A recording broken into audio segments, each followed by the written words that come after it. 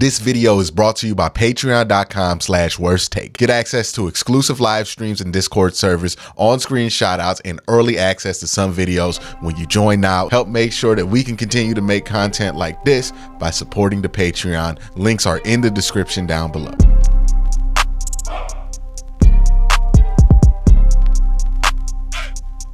Hey, what's up? Welcome to Hot Take Reactions, where I react to your hottest takes from my videos of the week. This one is from the Browns A Win is a Win video. First comment comes from King Cobb, says, the problem was this game was just extremely confusing. It felt like the defense played the greatest game in history, and then somehow the coach had 38 points. Felt like the offense played the worst game in history, then somehow had 39 points. That is what it takes to win sometimes, right? What it takes to win sometimes is that, hey, you can have bad group performances, but have some good individual efforts at times that push you over the edge. And I think that's a great example of what this game was. A bad overall defensive performance, but Myles Garrett makes a huge difference in that game. A bad overall offensive performance, but PJ Walker makes some throws in that game to really change some things. So it's just what it takes to win, right? You know, you're not going to be extra pleased every day about how the Browns move in every game, but you just want to make sure they do what it takes to win. And that was a classic. This is what it takes to win in the NFL type victory when you don't play super well. So glad that you're singing Hopkins' praises. Not seeing him enough credit for anyone who covers the Browns. Without him, 3 or 4 of our wins are questionable. Happy enough with the win, although I gotta say, had me going through the roller coaster of emotions. Hey, that's why we do this. It's why we do this. People think I joke when I say this, but I'm dead serious.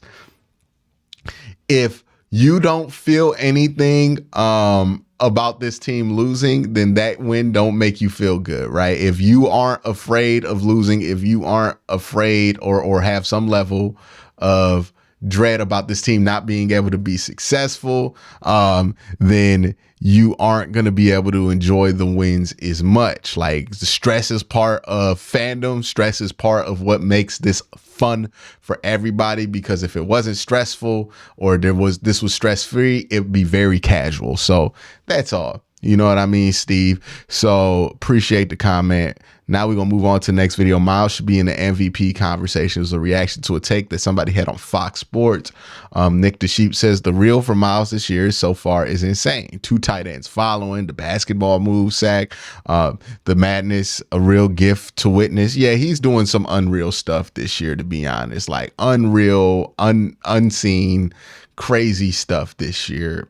And it seems like he's finally getting his flowers without asterisks. And it's driving some people crazy because we're so used to having the conversation of Myles Garrett within this larger conversation of who's better, Myles or TJ.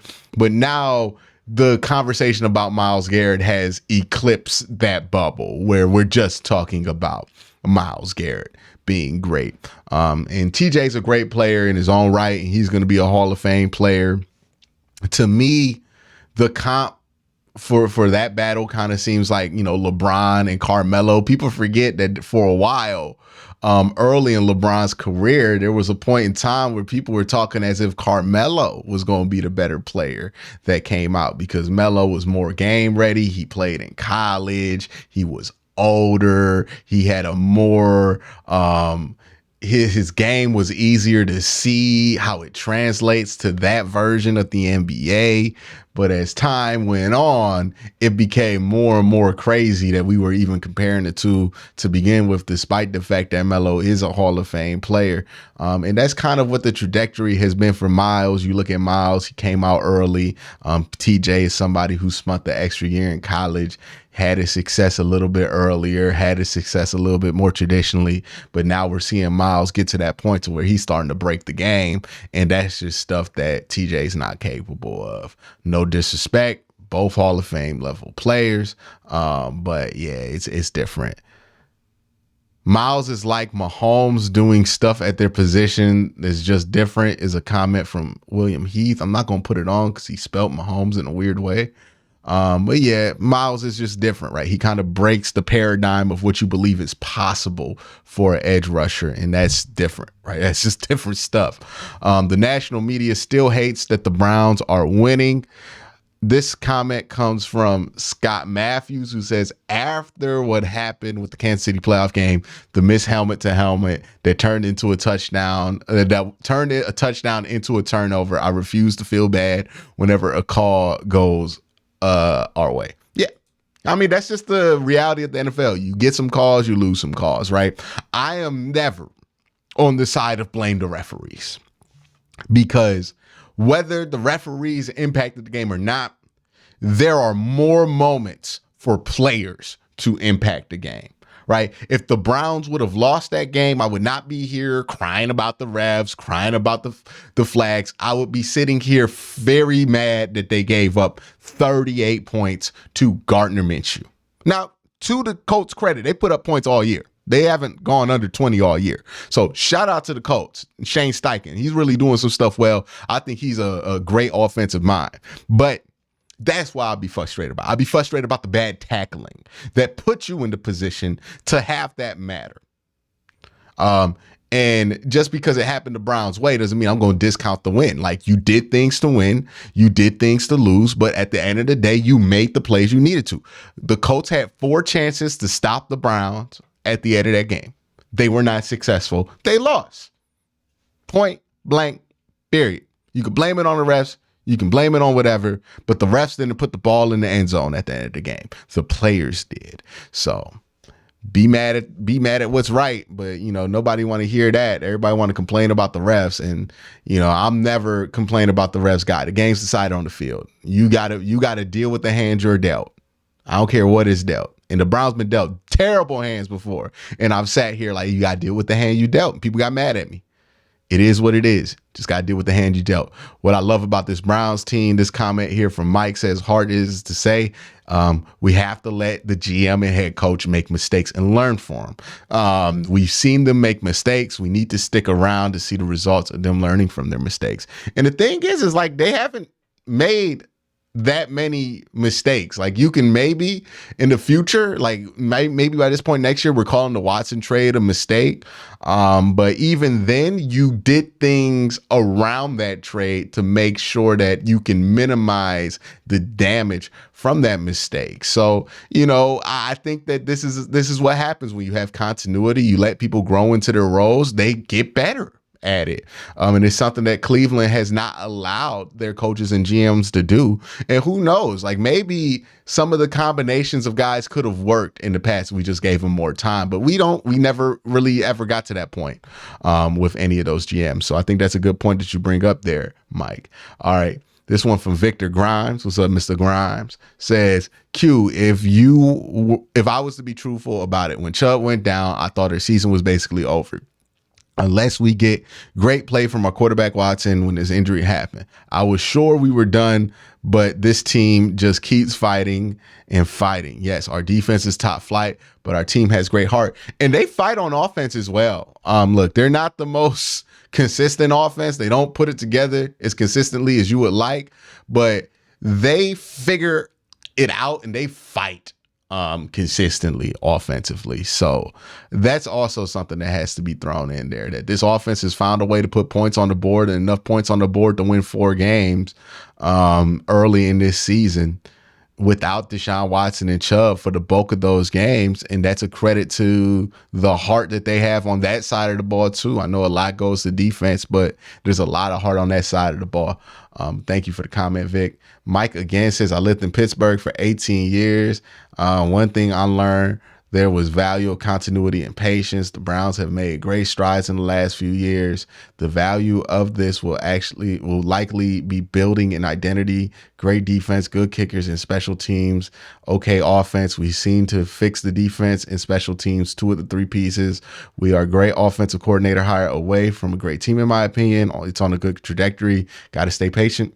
I think you gotta give credit too to what this offense has been able to do, given the cards that they were dealt, and I think Kevin's done a good job there. I do agree that Kevin should probably. I don't know if you bring in an offensive coordinator, but you do got to bring in somebody with enough say, maybe a passing game coordinator to kind of evolve this offense a little bit, because I think it hasn't evolved as cleanly as I would like it to, especially in some of the RPO stuff. So I think that there is something that Kevin can do there to kind of adjust this game, but I don't think it has to be as drastic as like firing AVP and bringing in a new offensive coordinator.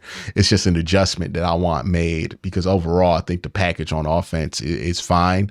And yeah, I think people also confuse what's sustainable in the postseason and what's sustainable in the regular season, because I hear this being said a lot. You can't win a bunch of games with this level of quarterback. You can't do it. Yes, you can. It's been done before. If you have a good enough defense in the NFL and your offense is there is a long track record in modern NFL history of teams being able to win a ton of games. Now, postseason sustainability, that's different, right? I don't know if you get into the Super Bowl with PJ Walker, and nobody is thinking that. But regular season sustainability, yeah, it's possible. The teams have done it before. Teams have won 9, 10, 11 games with worse quarterback play than what you think the Browns have right now. So, it's just being able to make sure that you're competent for most of the game, and then when it matters, make sure you're able to make a play, and that's what this team has been so far. So, kudos to them. This last video we're going to talk about is Andrew Berry deserves credit for how well he handled the backup quarterback situation. I agree with what you said. How and when would you put in DTR? And how would that affect PJ and his confidence? I agree that DTR has a good potential, deserves more opportunities, has a high ceiling. You put a first game rookie into the first game in 2 hours notice, an unfriendly game plan at times, poor play calling against Baltimore, and wonder why he didn't play better. Yeah, I think if you end up going to DTR, we'll see. We'll see. I wonder what the landmarks are for this Watson injury for them internally, because I think right now they're just in, let's get out of these 2 weeks, right? Let's try to get out these 2 weeks. Seattle in Arizona. Hopefully you go at least 1-1. If you go 2-0, you have so much time to figure this out. But if you go 1-1, good. See what's up with Watson at that point. And if you don't get a good check on that, you will play PJ for 2 more games with the understanding that you're starting to get DTR ready. And then you'll check in again, see if Deshaun can play that Denver game. If you get a no on that, or if he goes out there, doesn't play well, then I think you start to think about putting DTR in. But that's what my timeline would be if I were in charge of it. My guy Shab says, these wins in situations make me have trust in both Barry and Stefanski. I know refs and all that, but Stefanski has held the ship steady in almost no nonstop turbulence. He has not been perfect. Nobody is, but he is a good coach, and he is very young, but he seems like he's gotten better every year, and experience is only building him up, and should keep him for the years we need the stability. Yeah, I think Stefanski has demonstrated he's a competent enough coach that it's worthwhile to just keep him. And my theory with coaches is that once you realize a coach is competent enough, you just keep him, right? You make small adjustments around the edges. Okay, maybe they need a defensive assistant to come in. Maybe they need a passing game coordinator. Maybe they need a run game coordinator. You make the tweaks along the edges. But if you think that you have a good enough head coach, a guy who could do the job competently enough, most franchises sit on that guy for a little while, because the continuity is the important part. You can make the adjustments to the offense around the edges without disrupting that. You can make adjustments to the defense around the edges without disrupting that, but you can't recreate that continuity. And I think that's very important for this team going forward. Again, man, like, it's not like the Steelers, the Ravens, and the Bengals have not figured out a secret to hiring coaches, that they're just going to hire ones that aren't ever going to get fired. They're not hitting home runs, or they're not finding like the greatest coaches in the world every time they do it. What they do is find somebody they like, They interview them, they hire that person, and they roll with that person and give that person what they need to be successful. That's what Pittsburgh has done with Mike Tomlin. You know, Mike Tomlin was a coach coming out of William and Mary's, was his assistant. He wasn't like some hot shot coordinator he wasn't like one of these genius defensive coordinators you see. He was just a guy that was kind of in the system, and they saw him, liked his interview, and built around him. Same thing with John Harbaugh, a special teams coach. They liked him, and they felt like he could do the job competently. Once he demonstrated that, they built around him. All right, we're going to change the offensive coordinator here or there. We're going to change the defensive coordinator here or there. We're going to make some tweaks and everything else. But all in all, we're going to steady the shit with him. The same thing with Zach Taylor. Zach Taylor was seen as a worse hire as Freddie Kitchens in 2019, but he's been there for a while because they figured out, okay, he can work here. He's competent enough. You can live with it. You don't have to fire the coach every time something goes wrong. And I think it's actually counterproductive. And I think that instinct that we have and that instinct that people who run this team have had over the years have done nothing to help this team become successful over the years. And I think you just, at some point, you need to realize, okay, he's competent enough. Let's keep him and build some continuity and steady the ship, because that might be more important. But that's my thoughts on your comments of the week. Let me know what you think in the comment section down below. Y'all have a great day. Have even better night.